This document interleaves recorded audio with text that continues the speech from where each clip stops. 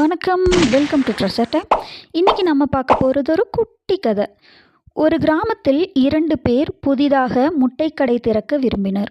இருவரும் தங்களுக்கு தேவையான முட்டைகளை பக்கத்து ஊர் சந்தையிலிருந்து வாங்க மாட்டு வண்டியில் கிளம்பி சென்றனர். முதலில் முட்டை வாங்கி வைக்க இருவரும் பெட்டிகளை வாங்கினர். முதலாமவன் 10 ரூபாய்க்கு பெட்டி வாங்கினான். இரண்டாமவன் 10 ரூபாய்க்கு பெட்டியும் 2 ரூபாய்க்கு சின்ன பூட்டும் வாங்கினான். இதை பார்த்த முதலாமவன், இவன் எதற்கு தேவையில்லாமல் 2 ரூபாயை வீணாக்கி பூட்டு வாங்குகிறான் என்று நினைத்து கொண்டான். இருவரும் தங்களுக்கு தேவையான முட்டைகளை வாங்கிவிட்டு மாட்டு வண்டியில் கிராமத்துக்கு கிளம்பினர். வெயில் கடுமையாக இருந்ததால் போகும் வழியில் மரத்தடியில் மாட்டு வண்டியை நிறுத்திவிட்டு இருவரும் பக்கத்தில் இருந்த ஆற்றில் தண்ணீர் குடிக்கப் போயினர்.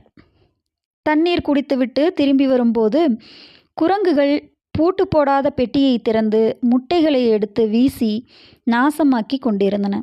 இருவரும் குரங்குகளை விரட்டி அடித்துவிட்டு வண்டியை பார்த்தபோது பூட்டு போட்ட பெட்டியில் உள்ள முட்டைகள் பத்திரமாக இருந்தன.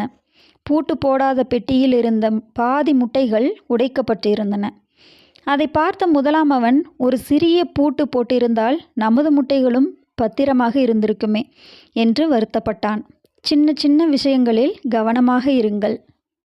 அலட்சியம் இல்லாமல் சிறிய விஷயத்தில் கூட கவனமாக இருந்தால் வரப்போகிற பெரிய இழப்பை நாம் சுலபமாக தடுக்கலாம்.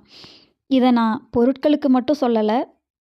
இந்த கதை உங்களுக்கு பிடிச்சிருந்தா லைக் பண்ணுங்கள், ஷேர் பண்ணுங்கள், கமெண்ட் பண்ணுங்கள், சப்ஸ்கிரைப் பண்ணி பெல் ஐக்கானை மறக்காமல் கிளிக் பண்ணுங்கள். தேங்க்யூ.